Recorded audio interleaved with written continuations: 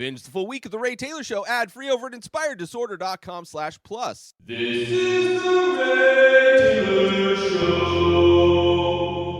Welcome to The Ray Taylor Show, where I bring you reviews of the latest movies and TV shows, as well as classic and foreign films. I'm your host, Ray Taylor, and on this podcast, I'll be talking about all things film and television. Whether you're looking for a new show to binge or want to know if that blockbuster is worth the trip to the theater, or just want to hear my thoughts on a classic or foreign film, I've got you covered. So join me every Monday, Wednesday, and Friday for new episodes, and let's dive into the world of film and television together. On today's episode, I'm talking about the new film, came out this year, 2023, Maestro. This is written, directing, starring Bradley Cooper, co-written by Josh Singer, also starring Carey Mulligan. In this movie, this love story chronicles the lifelong relationship of conductor-composer Leonard Bernstein with actress Felicia Montealegre. Bernstein. The name that just keeps on giving. As far as this movie's concerned, I wasn't the biggest Bradley Cooper fan going into it. Let's just say that. Not that I don't like the guy. I just felt like he's a bit overrated. I haven't really loved him in anything.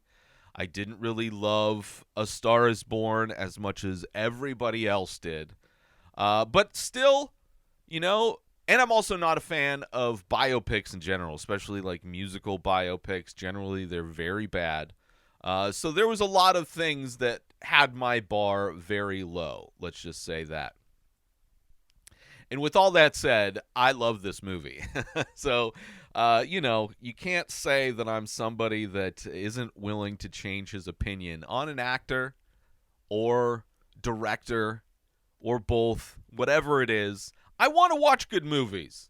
I don't want to sit down and watch bad movies. I don't like doing that. And especially like having to sit through a movie that I'm going to talk about, because then not only do I have to watch it, but I have to take notes on all the things I don't like. Thankfully, I love this movie.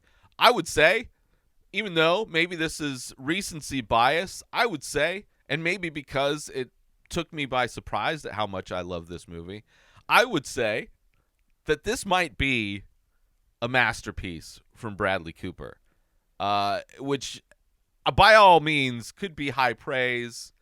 And maybe it's because my bar was so low going in. Maybe if I rewatch this movie in a few years, I might not be as blown away by it. But as of right now, I was blown away. I could easily see this film winning all kinds of awards. I haven't seen all the other films necessarily that are going to be in contention. Not that that's even been released yet, but this time of year, there tends to be a tsunami of candidates for Best Picture, so we will see where this, if this gets nominated for anything, but I wouldn't be surprised. I would not be surprised if this picks up a bunch of nominations, and would not be surprised if it won those nominations, because this is the kind of movie that I think wins these kinds of things. Not that I'm a fan of award shows, but, they tend to love this kind of stuff. And what can I say? I loved it as well. I would highly recommend this movie. Obviously, it's not like A Star is Born. It is a great movie. It is a really great movie, along with a great performance from Bradley Cooper. This was my favorite Bradley Cooper film as a director, as I guess a writer as well. I'm not sure of everything that he's written, but as an actor as well. I think this was the best he's ever been, in my opinion, and a really well-made, well-crafted film from top to bottom. Every aspect of this film, I think, works. And I wouldn't be surprised. Obviously, I haven't seen everything yet.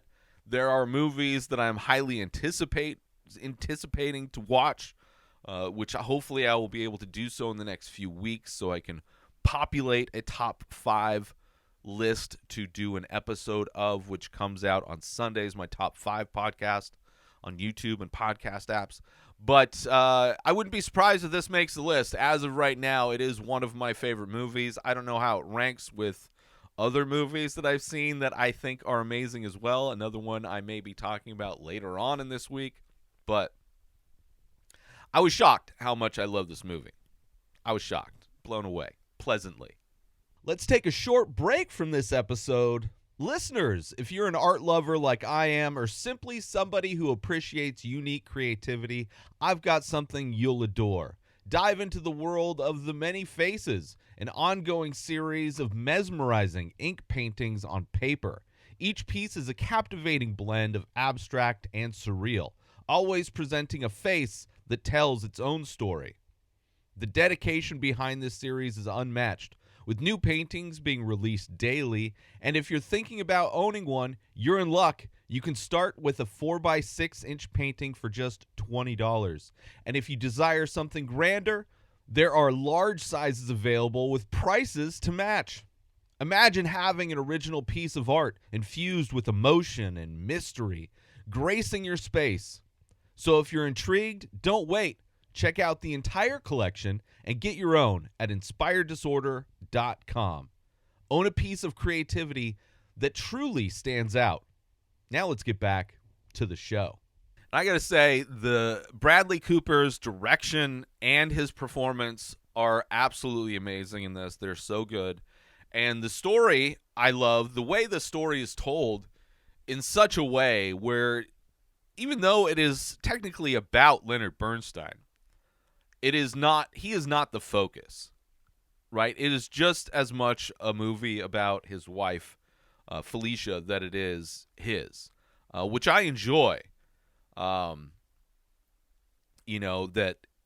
even in scenes, like, obviously there's moments where he is absolutely the focus, but even within scenes, it's clear that, like, the story of how it's told and, like, seeing the life of this guy through kind of a different perspective than most movies that are this type, right? This is a movie about art and artists, as well as the people in their lives and how those people are impacted by that kind of life, by being near somebody who is an artist and kind of, especially this particular kind of artist, living this particular kind of life, and how to manage so many different aspects of life similarly to a conductor. And these are the people outside, particularly his wife, who manage life for herself, for him, for her family,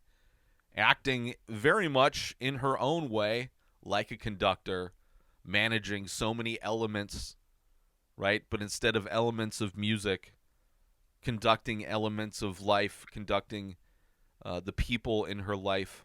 So, absolutely loved that aspect of this, the way this is told.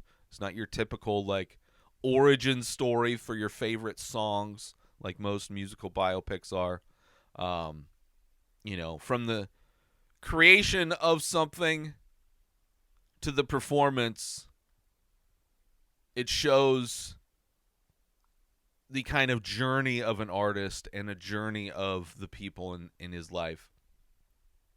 Like I said, just as much about Felicia and her ability to conduct and manage their lives together, along with their family and their own desires, as she is her own woman and has her own desires, as he has desires outside of what his core life is. And this movie is just as much, if not more, an examination of her life with him, as he isn't always the focus, which I enjoy. I love that. Right? This is told more like just a well-told movie that happens to have Leonard Bernstein in it and be about him, but not only be about him. Right? And the look of this film, I loved as well. And love how it evolves and grows over the length of the film, along with the characters, starting off in black and white and eventually transitioning into color. I also believe that the style change throughout this movie is also a reflection of just how cinema looked at the time, which I don't know for sure, but wouldn't be surprised if that was an added layer to this movie.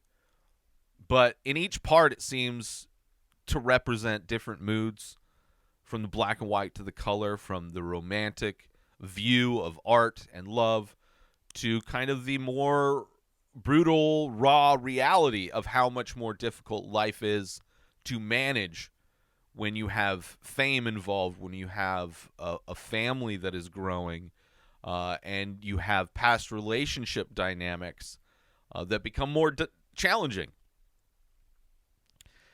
And the makeup effects, there was a lot of hubbub around Bradley Cooper wearing a fake nose. In my opinion, the makeup effects in this film were amazing. Matched with Bradley's performance, it's probably the most believable kind of old man makeup I've seen in regards to aging a character up. And it's weird, everybody was just complaining about the nose, which I think it works. It makes him look more like the original guy, but doesn't look like he's wearing a fake nose. And what I do love as well is that Bradley Cooper kind of disappears into this character, where you stop thinking about watching Bradley Cooper performing as somebody, but you see this character come to life by way of Bradley Cooper, which I appreciate that as well. It's another reason why it's my favorite Bradley Cooper performance. And the subtlety of how he gets older throughout the course of the film. But the makeup is amazing, right? It never feels or looks like makeup or prosthetics, right? Even his hand, every bit of it. Like, there's a lot of close-ups where they're doing, like, interviews, and it looks amazing, right? Better than what everybody's trying to do with digital effects, whether it's aging people down like The Irishman that looked horrible, or which the physical performance of The Irishman, despite being aged down, looked very unbelievable. Or even movies like Benjamin Button, which are amazing technical special effects, but aren't as believable as what they were able to accomplish in this movie, which I really enjoyed. And, of course, the performances in this movie are great, right? I could see Best Actor, Supporting Actress nominations and possible wins for the leads in this easily, right? So many beautiful visuals matched with a beautiful score, which I imagine is all Leonard Bernstein music, aside from maybe a needle drop from REM.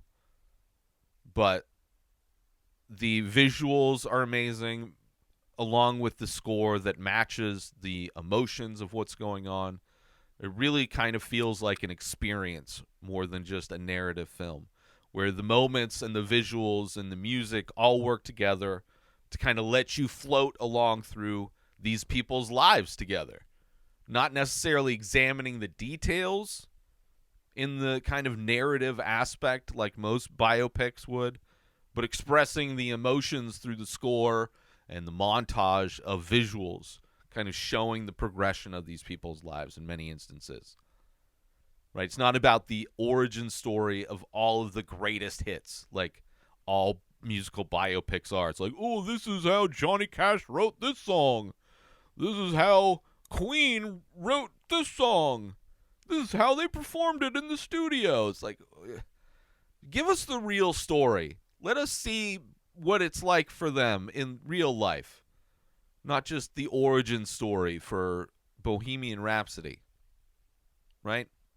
It's about who he was as a person and as an artist, which I appreciate. And what his relationship was like with his wife and his children, and what his attitude was like towards his own work, but also how his wife was impacted and how she was basically the maestro of their life together and their family, and the difficulties of their life and their love inside and out of their relationship. And what is really important in the end, finding out what's really important, right? When everything means the most.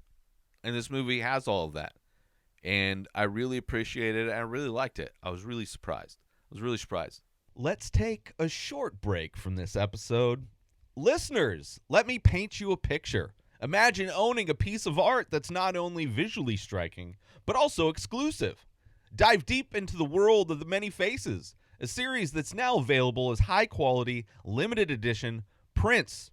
Each piece captures the essence of abstract and surreal beauty, making it a perfect conversation starter for your space.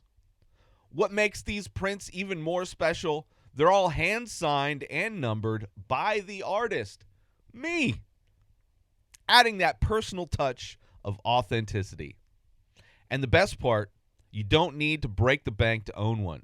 Starting at just $5 for a 4x6-inch size, with sizes and prices that scale up, giving you options to suit your space and your budget. Art collectors, enthusiasts, or anyone who loves unique pieces, this is your chance. Elevate your walls and own a piece of limited edition artistry. Head on over to inspireddisorder.com and secure your exclusive print today. Now let's get back to the show. But I do want to talk about spoilers. I want to talk about specific moments, specific things, specific elements of this film. So if you don't want to be spoiled, I highly recommend checking out this movie over on Netflix. Check it out. Watch it. Come back. And if you don't care about spoilers, you just want to hear my thoughts on this film, and maybe my opinions on the details will convince you to watch this movie. Regardless, spoiler warning. Right, this movie starts with kind of a classic Hollywood feel, but with the modern energy. Right, you have the camera; it has more modern movements. It's able to do much more, and the performances, the actors involved, are going to be more grounded. So it's an interesting mix of like this old black and white, what films look like when they are filmed in black and white before they went to color, the style of acting, but with modern day influences in some ways. The performances are very much like of the time, but heightened in a way where they feel more grounded. They feel like real people doing these types of performances. The camera has the look and feel of what the camera did, the aspect of what the camera added to a film back then, but with modern day flourishes like drone shots. But you still have some amazing compositions and some amazing shots that look like shots that were thought of and conceived of back then. So I enjoy the way the vibe of the way this movie starts, right? Almost like it's a movie that was made back then, right? Not just the black and white and the 4:3 aspect ratio, right? But the way the people spoke, but with all kind of a more modern clarity and sharpness to it. And again, amazing shots, very dynamic, complex shots, while others very basic with just amazing compositions. And interesting musical numbers as well, as these people, after they meet and they start to date, there's this great musical performance where they're both on stage. It's kind of like a scene that at one aspect of the scene is showing him working on a stage production, but in this scene, it's also communicating what their relationship is like. That she knows about his attraction to men and is completely open with it, right? She's supportive of whatever he needs be, as long as there's a line where she says, as long as I'm not sacrificing anything. Once I start sacrificing, then I'm gone. But very interesting musical number, right? Kind of illustrating the emotional dynamics, right? His desire for men, but also her desire for another man that, because she is an actress herself, and there's this other man that she fell in love with as well that's outside of this relationship, right? Yet they're together. Kind of in this scene, this musical scene is a very creative way to show all of those things in a very interesting, playful way where that moment is communicating a lot of different things. And nothing seems to be kept a secret in their relationship, right? They have a very copacetic relationship. Like, they seem very happy, both of them, with their arrangement that they have, right? Where they're both benefiting from it, right? She mentions, again, while talking to her sister, or to his sister, I should say, which great role from, God, what's her name? Amazing comedian, and I'm blanking on her name. Now I'm going to have to look it up. Sarah Silverman. Maybe if I just thought about it instead of scrolling and stuff. Sarah Silverman's great. She plays the sister of Leonard Bernstein. But there's a scene where Felicia's talking to his sister and mentions that once there is a sacrifice on her end, then she's out. Right? Kind of talking about their unique situation.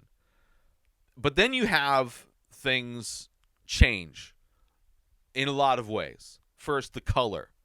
You get color added to this about 45 minutes into this movie, right? And it's not only a transition of the look of the film, also you're getting a transition of performances from the characters.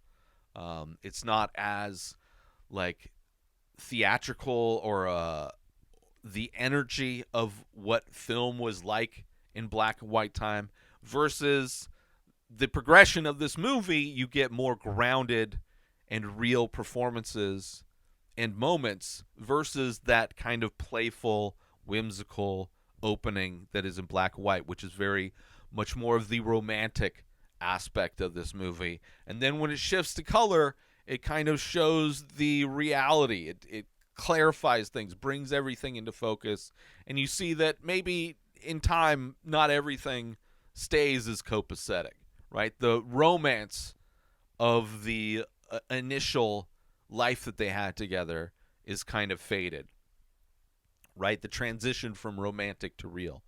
And you have the symbiosis is kind of wearing thin between the two of them. As there's this party, it's a Thanksgiving party, right? Everybody's at their house, and you see Bernstein leaving with a young man at the party, kind of taking him, kind of striking up a conversation, whatever. And he's like, "Oh, let's go check it. Let's go to the roof, see what's going on the roof." Right? And he's kind of trying to get this kid away so he can go make out with him or whatever. Not kid, but he's a younger man, right? And you see her see it and warn him. And it's not because she is, like, offended that because that's not something that she's new to. It seems, if you read into everything in the beginning, it is that she's protecting more so maybe his public persona, maybe. But also we find out later that she's also kind of protecting her kids from finding out as well. Which is interesting that they have this kind of relationship, but because of society at the time, they would be worried to not let their kids know that their dad is bisexual, basically, or fluid with his sexual preference, right? Which is an interesting wrinkle showing that, it's not the perfect, situation for them, especially now that they have older kids. Their kids are older. They're not just, the romance is kind of, it is, the clarity of reality is upon them. And this is when I start to realize, in many ways, that she is the true maestro of the relationship. That this movie may be titled after her. She might be the titular maestro in many ways, especially when it comes to their family. Right? Someone somehow kind of allowing it all to kind of work together, leaving him open to create, letting him explore and indulge in relationships with men, while keeping it from their children, right? Possibly also from the public, and not sure if she ever ends up feeling like she's sacrificing herself, sacrificing her acting career, which I think maybe she was, especially having the kids, right? Because they have like 3 kids at this point, so maybe she is starting to feel like she is sacrificing. She said she was out. And it's great because, maybe that party was a different party, but then there was the Thanksgiving party where they have an argument, right? They kind of, where she lays it all out for him and how he affects the family, what he does, and how the dynamics have changed. And she finally lays it all out. And him not loving himself drains them of all of their energy, drains the family. The fact that he kind of has this, negative view of himself. He has a very, very much a similar kind of view of himself that I think a lot of artists have, where they're very down on themselves, very doubtful, and very like imposter syndrome, not believing that their abilities were like somebody's about to find out in some ways. Although I think he may have a little bit more ego as well. But either way, she tells him as well that he's going to die a lonely queen if he keeps doing these things, right? And it's very passionate and, thorough expression of her feelings that have been bottled up for years, I'm sure. And the regrets of, right, the man that she loved or that loved her but has since died, right? That, like, she may have had this guy that actually put his energy into her instead of putting his energy into his work. But it's too late for that. And you have all of this heavy talk going on, this confrontation that we haven't seen from them, right? Everything was great, fine and dandy, and now they have older kids. It's wearing thin. They're having this heavy talk. And meanwhile, you have the Macy's Day Thanksgiving Day parade, like literally floats going past the window. Snoopy, a giant Snoopy balloon, floats by the window as the family's banging on the door, telling them they need to come out and watch the parade. Very funny juxtaposition of emotions in that scene. I love that scene. And from that moment, they kind of, cuts to they apparently, separated or just allowed each other to do their own things. He stops hiding seemingly and just starts kind of being free. The repression that he's had of trying to hide this aspect of him seems to have finally, the pressure has let loose, and now he's, going full partying, drugs, right? Going all in, right? Like the cork of the champagne bottle finally gave way from just a lifetime of pressure, and he's just going hard, as it were, as an older man too. So, which again, performance of Bradley Cooper along with the makeup, he looks like an older guy that is like exhausted partying. Like he's too old for this shit, but he's still going regardless.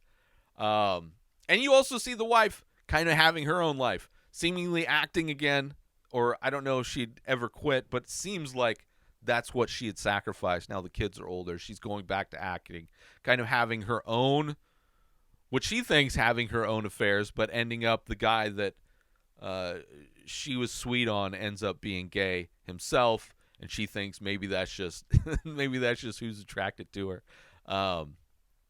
which is another kind of humorous scene.